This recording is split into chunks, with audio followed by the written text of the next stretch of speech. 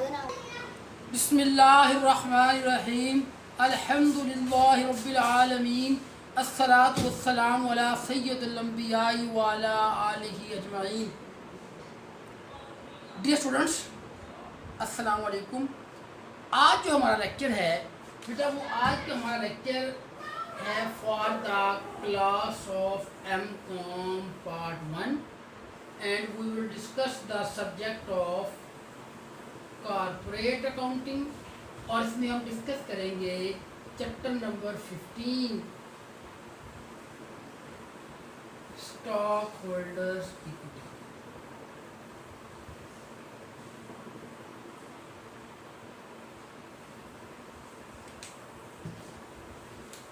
हमारी क्लास है MCom part 1, हमारा सब्जेक्ट है कॉर्पोरेट अकाउंटिंग, और हमारा भी जो टॉपिक है वो है स्टॉक होल्डर इक्विटी। और बेटा ये हमारा स्टॉक होल्डर इक्विटी का थर्ड लेक्चर है।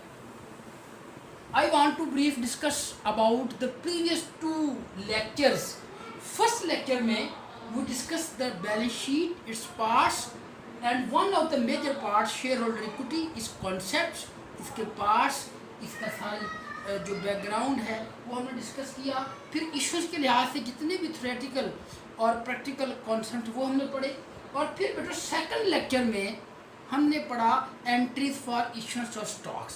उसमें बेटा हमने डिफरेंट कॉन्सेप्ट पढ़े, issuance of preferred stocks, issuance of common stocks, when shares are issued at par, when shares are issued at more than par. फिर बेटा उसमें हमने पढ़ा था when share issued against consideration of cash, against consideration of assets rather than cash, and again when shares are issued against services.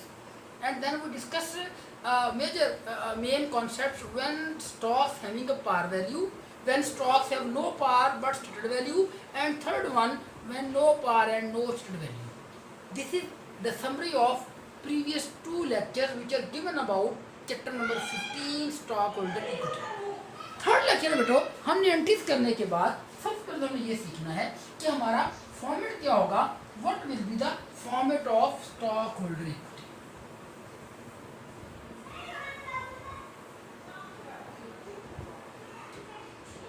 तो stockholder equity में normally हम ऐसे करते हैं कि हम लिखते हैं प्रेफर्ड स्टॉक्स। हमने बेटो सेकंड लेक्चर में एंट्रीज की, हमने सारी एंट्रीज की होंगी, एंट्रीज 2 हो, 4 हो, 10 हो, 20 हो, सारी एंट्रीज करने के बाद चाहे आप टी अकाउंट बना लें, लेजर बना लें, इन सारे वो अकाउंट्स जो स्टॉक होल्डर इक्विटी के मेन 4-5 अकाउंट्स हैं, तो वो सारे अकाउंट्स बनाने के बाद फिर अकाउंट्स बना लें या वर्बली आप वैसे काउंटिंग कर लें कि प्रेफर्ड स्टॉक्स कितनी वैल्यू के इशू हुए, कॉमन स्टॉक कितनी वैल्यू के इशू हुए, इनके जो एडिशनल कैपिटल्स हैं, पेड इन कैपिटल्स हैं, वो कितने के हैं, फिर रिटेन अर्निंग्स हमारी कितनी है, ट्रेजरी स्टॉक्स कितने हैं, वो सारी बातें आप बेहतर ये है कि आप एंट्री के बाद टी अकाउंट्स ला लें सिंपल फॉर्मेट में, ताकि इन सब के बैलेंस आ जाएं। तो प्रेफर्ड स्टॉक की बेटा इनकी जो वैल्यू है वो आ जाएगी। अगर प्रेफर्ड का कैपिटल है उसे कहते हैं capital in excess of par, capital in excess of par, अगर वो है तो वो बेटा लिखते हैं। फिर बेटा प्रेफर्ड स्टॉक के बाद हम यहाँ लिखेंगे कॉमन स्टॉक्स। बेटा कॉमन स्टॉक के बाद कॉमन स्टॉक अगर एडिशनल कैपिटल है, इसमें भी कॉल्ड एज एडिशनल कैपिटल, और इसमें भी called as capital in excess of par और सिंपल पेड इन कैपिटल, कुछ भी आप कह लें। ये बेटो मेजर आपके स्टॉक होल्डर इक्विटी के 4 अकाउंट्स हैं। फिर बेटो अगर हमारे पास ट्रेजरी स्टॉक्स इसका आया कैपिटल, उसे हम कहते हैं capital from treasury stock transactions, capital from treasury stock transactions. वो भी हम इस लेक्चर में अगर टाइम मिला या नेक्स्ट 4th लेक्चर में हम ट्रेजरी स्टॉक की जितनी भी ट्रांजैक्शंस हैं वो हम करेंगे। ठीक है, मैंने पहले शायद आपको लेक्चर में बताया हो कि capital, paid in capital, authorise capital, issued capital, outstanding capital, इसके बारे में कॉन्सेप्ट दिया था ब्रीफली। अब मैं आपको बयान बताऊँ कि जो आपके पास कैपिटल है, जो हमारे पास कैपिटल है, जो हमारे पास डिफरेंट टाइप्स ऑफ कैपिटल्स हैं, वो बेटो अगर हम पढ़ें तो हम ये कहते हैं कि आपके पास जो कैपिटल है वो ऑथोराइज कैपिटल है, ऑथराइज कैपिटल, फिर बेटो इशूड एंड सब्सक्राइब कैपिटल, फिर बेटो पेड अप कैपिटल, फिर बेटो आपके पास ट्रेजरी स्टॉक्स, और लास्ट वन क्या है बेटा, outstanding capital. Outstanding capital, word capital में also be used, number of shares में also be used, authorise share, paid up shares, treasury shares and outstanding shares. इसको मैं ब्रीफली पहले भी डिस्कस कर चुका हूँ, थोड़ा सा मैं भी आपको इसको डिस्क्राइब करूंगा। Authorise mean the maximum number of shares which the company can issue, the shares for which we got the permission from the registrar of the company for issuance, those are called authorized share. From authorized share, the number of shares subscribed by the general public, our company want to issue to the general public, those are called issued and subscribed. These may be the same, may be the differ. Paid up capital, the amount received and shares issued to the general public, those shares are called as paid up capital. And the shares, the stocks which company purchases from the market, its own shares purchased from the market by the company, those are called as treasury stocks. If paid up capital minus treasury stock is equal to outstanding capital, it means the capital which are prevailing, which are available in the market, which are in the hands of general public, those are called outstanding share. And formula for outstanding shares is paid up capital minus treasury stock, तुम्हारे पास क्या आएगा, outstanding capital. जो company issue की है उनको हम issued या paid up share कहते हैं। उसमें से जो कंपनी खुद अपने शेयर खरीद लेती है वो ट्रेजरी स्टॉक्स हैं, और जो हमने इशू किए और बाद में ख़रीदे, इनका जो डिफरेंस है, जो मार्केट में रह गए, जो हमने मार्केट में इशू किए वो इशूड या पेड अप हैं, उनमें से जो खरीद लिए, जो बाकी मार्केट में रह गए, उसे क्या कहते हैं बेटा, आउटस्टैंडिंग शेयर्स। तो उसका फॉर्मूला भी ये होगा कि paid up shares minus treasury shares, वो क्या आता है, आउटस्टैंडिंग शेयर्स या आउटस्टैंडिंग कैपिटल। अब तो हमने कहा कि आपका जो सिंपल इज दैट कि हमारे पास ये आ गया। अगर हम इसके अलावा एक टॉपिक है कि accounting for treasury stocks, when we purchase the treasury stocks and then after sometimes we resell or reissue the treasury stocks, we resell the treasury stocks। तो जब ट्रेजरी स्टॉक इशू करेंगे तो वो मोर देन कास्ट इशू होंगे या eight caste issue होंगे या less than caste issue होंगे। उससे जो कैपिटल आएगा, उससे हमें जो लॉस होगा, उसकी जो रिकॉर्डिंग है ये लेगा हम इंशाल्लाह इसी, आज अगर टाइम हुआ या नेक्स्ट लेक्चर में हम ट्रेजरी स्टॉक वाला टॉपिक कवर करेंगे। बहरहाल हम बना रहे हैं format of stock holder equity.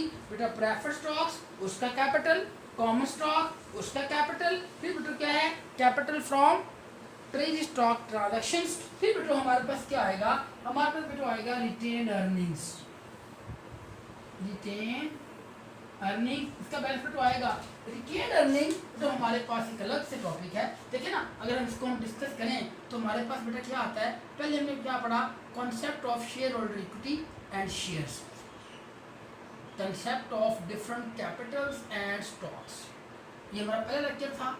Second lecture था बेटा इश्यूएंस ऑफ स्टॉक्स, क्या था, issuance of stocks, preferred, common and par, no par etcetera. And third lecture is about share holder equity and introduction of retain earning. ये बेटा हमारा आज के share holder equity को हमने, क्योंकि ये बहुत रिच टॉपिक है, तो उसके हमने पार्ट्स बना लिए। तो जो 4-5 लेक्चर्स में हम इंशाल्लाह पूरा ये चैप्टर हम कवर करेंगे। तो अब हमारा आज है, पहला है format of share holder equity, उसके अंदर एक चीज़ आएगी रिटेन अर्निंग, वो भी हम आज ही इंशाल्लाह रिटेन अर्निंग पढ़ेंगे, और कौन कौन सी एंट्रीज हैं which are assumed and treated in under the retain earning, ये बेटा आ गया। और इसमें से फिर बेटा हम लेस करेंगे लेस करेंगे इसमें से ट्रेजरी स्टॉक्स, ट्रेजरी स्टॉक्स हम लेस करेंगे। तो फिर बेटा ये जो हमारे पास आंसर आएगा, this is called total stock holders equity. ये बेटा हमारे पास एक पूरा फॉर्मेट है, इसमें मोर और लेस चीज़ें मोर और लेस हो सकती हैं, लेकिन एक नॉर्मल मैंने फॉर्मेट आपको ये बताया। ये मैं कहा ये क्वेश्चन में आपसे पूछता भी है, अगर आपको एंट्रीज, हमने जो एंट्रीज पढ़ी है लास्ट टॉपिक में, आज मैंने रिवाइज की हैं, तो उन एंट्रीज के बाद आपको पी अकाउंट बना लें, जब ऐसे वर्बली जमा करके अमाउंट्स, आप ये सारी चीज़ें आप यहाँ रिपोर्ट करेंगे, प्रेफर्ड है उसका कैपिटल, कॉमन है उसका एडिशनल कैपिटल। फिर अगर ट्रेजरी स्टॉक हमने इशू किए और मोर देन कास्ट इशू हुए, हमें गेन हुआ, उसको हम कहते हैं capital from treasury stock transaction. Retain earnings है, फिर लेस किया ट्रेजरी स्टॉक, तो ये बस हमारे पास क्या आ गई, टोटल स्टॉक होल्डर इक्विटी आ गई। तो ये हमारे पास बेटा एक नॉर्मली एक फॉर्मूलेट है शेयर होल्डर इक्विटी का। अब तो शेयर होल्डर इक्विटी में अगर हम इसको गौर से देखें तो इसमें हमें ये लगता है कि इसमें मेजर 3 पार्ट्स हैं बेटा। एक पार्ट क्या है हमारे पास, एक पार्ट हमारे पास कैपिटल है और एक पार्ट मतलब क्या है बेटा, कैपिटल रिटेन अर्निंग्स है, और एक पार्ट बेटा हमारे पास क्या है, ट्रेजरी स्टॉक। बेसिकली आज का टॉपिक हमारा शेयर होल्डर या स्टॉक होल्डर इक्विटी ही है, लेकिन अगर हम फर्दर इसको कंसेप्चुअली देखें तो हमें इसमें मेजर 3 चीज़ें नजर आती हैं। Capital stocks, either preferred either common, ये एक टॉपिक था। दूसरा इसमें है रिटेनिंग, तीसरा मैंने क्या कहा, ट्रेजरी स्टॉक। ट्रेजरी स्टॉक में बता चुका हूँ कि when company purchases its own share from the market at market price which is prevailing at that time, तो those own shares which are purchased by the company by its own, those shares are called as treasury stocks। इसकी accounting हमने कहा है कि फिर हम next क्यों पढ़ेंगे। रिटेन अर्निंग को अगर हम थोड़ा सा एलिबोरेट करें तो बेटा रिटेन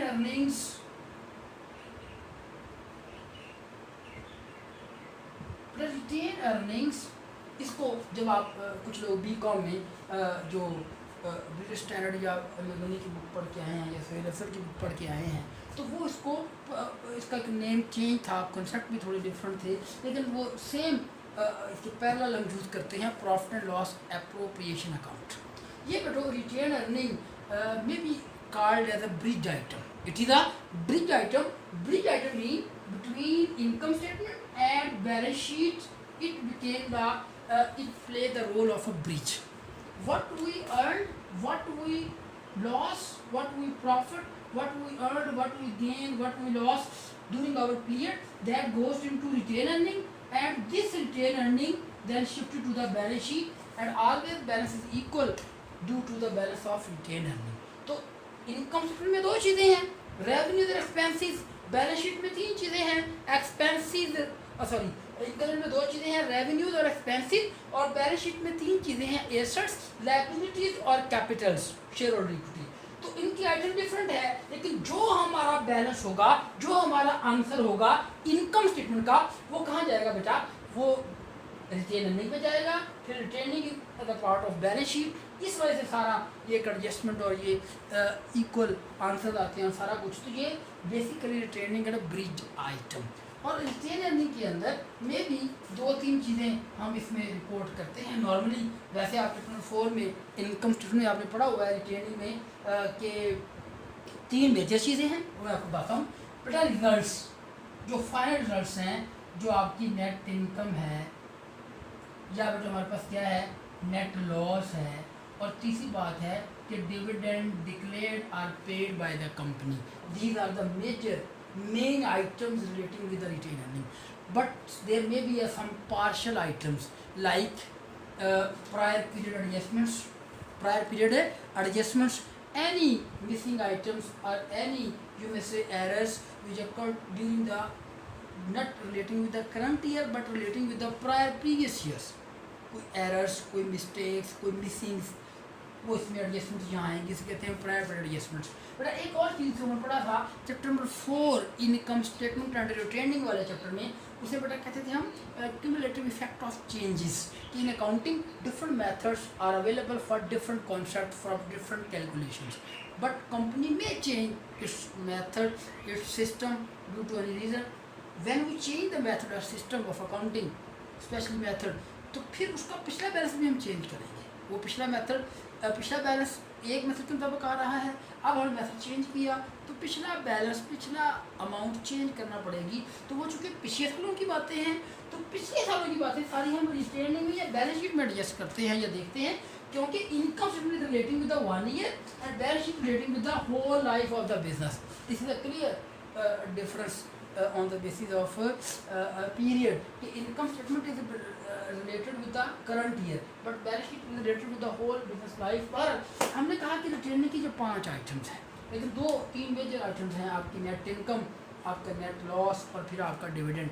अगर हमें बेटा नेट इन की हम एंट्रीज करते हैं अभी, तो अगर बेटा आपकी नेट इनकम होगी, when there is a net income, इसकी बेटा एंट्री हम ये करते हैं कि income summary debit retain earnings credit. मैं एब्रिविएशन यूज़ कर रहा हूँ, आप पूरा वर्ड यूज़ करेंगे। जब हमें इनकम होगी तो हम क्या करेंगे, income summary debit retain earning credit. But unfortunately if there is a loss, फिर बेटा हमारी एंट्री क्या होगी, retain earning debit income summary credit. और फिर बेटा हमारा तीसरा टॉपिक रहेगा dividend. That is a very important, vital and complicated topic, dividend. Dividend declared, paid, dividend, इसके बारे में कुछ मैं आपको ब्रीफ बता देता हूँ। इंशाल्लाह नेक्स्ट लेक्चर में ये पढ़ेंगे कि डिविडेंड पेड होता है, डिविडेंड डिक्लेयर्ड होता है। इनमें हमने ये देखना है कि पहले हम डिक्लेयर करते हैं फिर हम पेड करते हैं। पेड फुल्ली हो सकता है, पेड पार्शली हो सकता है, तो इन सब की एंट्रीज हमने करनी है। फिर बेटो हमारा डिविडेंड ऑन प्रेफर्ड स्टॉक हो सकता है, डिविडेंड ऑन कॉमन स्टॉक हो सकता है, एंड डिविडेंड में भी on both preferred and common. फिर बेटो अगली बात ये है कि डिविडेंड में भी आ कैश डिविडेंड, डिविडेंड में भी आ कैश डिविडेंड, डिविडेंड में भी आ स्टॉक डिविडेंड, डिविडेंड में भी आ प्रॉपर्टी डिविडेंड, डिविडेंड में भी आ प्रॉपर्टी डिविडेंड, और डिविडेंड में भी आ लिक्विडेटिंग डिविडेंड। तो ये सारे कॉन्सेप्ट हमने करने हैं with respect of record date, with respect of declaration date, and with respect of payment और इश्यूज डेट। तो ये बड़ा इंग्लिश और कॉम्प्लिकेटेड टॉपिक है। इंशाल्लाह we will discuss in next lecture these topics. Treasury stocks हमारा रह गया टॉपिक, और एक रह गया आपका डिविडेंड्स। डिविडेंड के बारे में आप नेक्स्ट लेक्चर तक बुक पढ़िएगा कि dividend paid and declared. First of all company declared, and after declaration we paid the dividend or we issued the dividend। तो ये हमारे पास। फिर बेटा dividend on preferred stock, dividend on common stock. फिर बेटा हमारे पास डिविडेंड की 4 टाइप्स है, two ways cash dividend and stock dividend, और कोई दे दो कभी शायद दे कंपनी प्रॉपर्टी डिविडेंड और लिक्विडेटिंग डिविडेंड। इंशाल्लाह ये हम नेक्स्ट डिस्कस करेंगे। तब तक के लिए अल्लाह हाफिज़।